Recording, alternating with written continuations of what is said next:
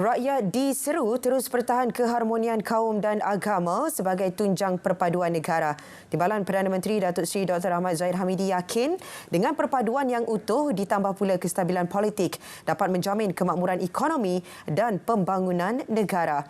Jelasnya, kerajaan perpaduan akan memastikan agenda ekonomi dan pembangunan negara menjadi fokus utama agar manfaatnya dinikmati rakyat.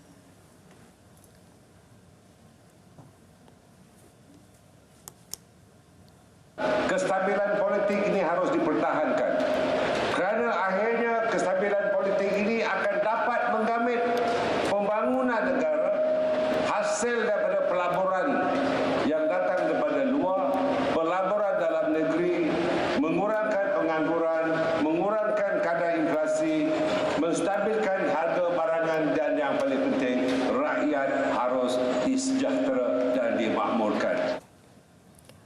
Beliau berkata demikian ketika berucap pada Majlis Peluncuran Pembangunan Kadamaian sempena Rumah Terbuka Sambutan Krismas Kadamaian. Dalam majlis ini, Datuk Dr. Ahmad Zahid turut melancarkan 3 projek menaik taraf jalan luar bandar Kadamaian yang melibatkan kos keseluruhan RM244 juta di bawah peruntukan Kementerian Kemajuan Desa dan Wilayah. Projek naik taraf itu melibatkan Jalan Tengkuruz Lahana Siba, Lahana Sokit dan Jalan Sayap yang sudah dalam proses pelaksanaan serta Jalan Poros Taginambur yang dalam proses pelantikan kontraktor. Datuk Dr. Ahmad Zahid berharap projek berkenaan akan menjadi game changer kepada pembangunan sosio-ekonomi kawasan Kadamaian.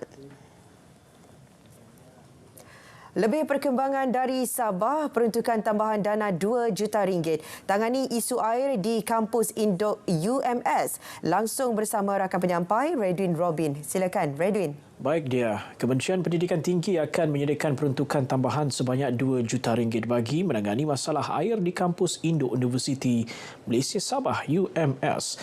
Menteri Pendidikan Tinggi Datuk Seri Zamri Abdul Kadir berkata peruntukan tambahan RM1 juta itu akan digunakan bagi membiayai kos penyediaan pam yang membolehkan air dari kawasan rendah dapat dialirkan ke kawasan tinggi universiti itu.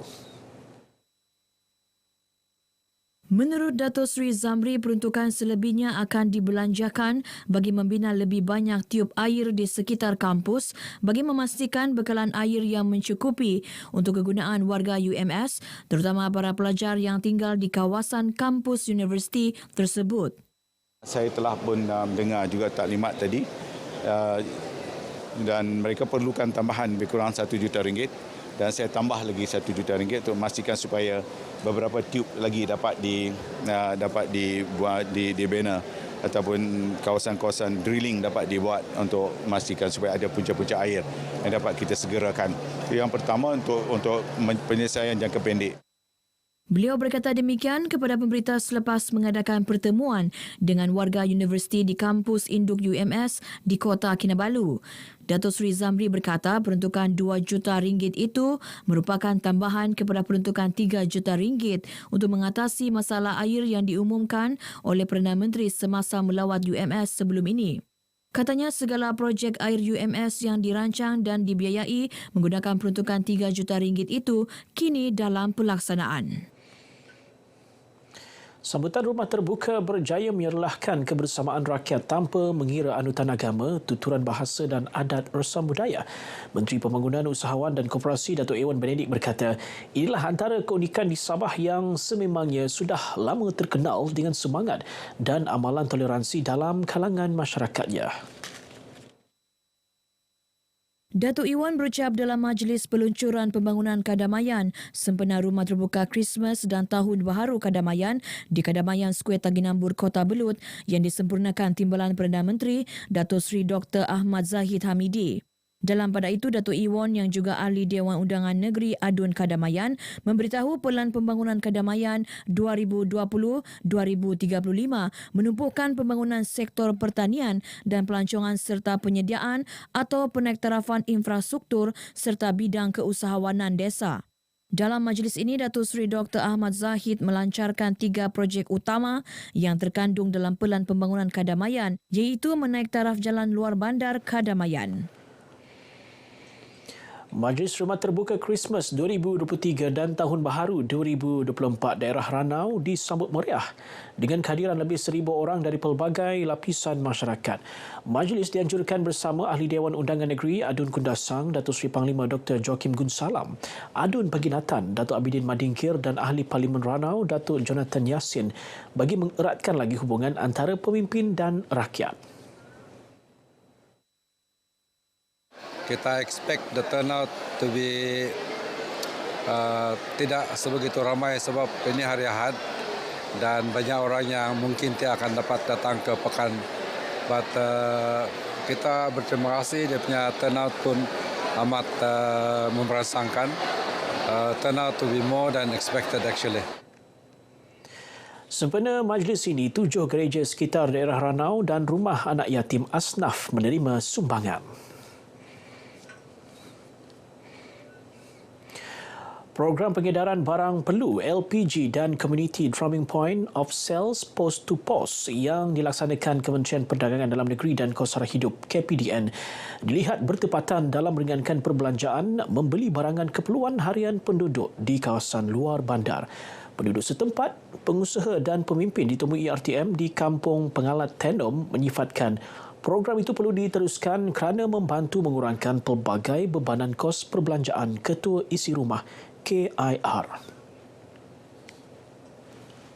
Kami mengucapkan banyak terima kasihlah pada Menteri, pada kerajaan kerana meneruskan program sebegini, memudahkan untuk kami di luar bandar mendapatkan bekalan-bekalan terutamanya macam minyak diesel, minyak petrol, gas memasak dan juga keperluan barang terkawal yang lain, tepung dan gula di kawasan kampung.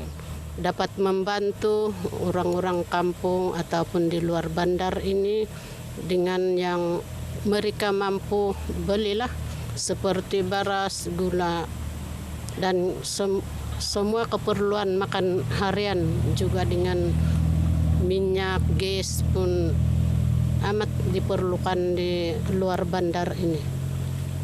Dengan itu sebagai dapat menjana jugalah sikit-sikit keuntungan apa yang mereka bagi kepada kami. Semoga dengan program ini harap diteruskan demi kebaikan bersama dan untuk kemudahan-kemudahan penduduk setempat. Sebanyak 7 barangan keperluan harian dijual di setiap POS yang berdaftar di bawah program ini, termasuk beras, gula, tepung gandum, minyak masak, tong gas petroleum cecair LPG, minyak petrol RON 95 dan diesel. Seramai 120 orang menyertai kempen Setiap Rumah Menampal Cun Lian atau kaligrafi Cina mengandungi puisi indah menjelang sambutan Tahun Baharu Cina. Presiden Pertubuhan Persatuan Cina Sabah Tan Sri TC Goh berkata, kempen kali ini turut disertai masyarakat lain antaranya Kadazan, Dusun dan Rumus. Kita ada ramai murid sekolah khususnya datang dari sekolah rendah Cina, tetapi mereka bukan kaum Tionghoa. Mereka Kadazan, Dusun, Runggus dan sebagainya.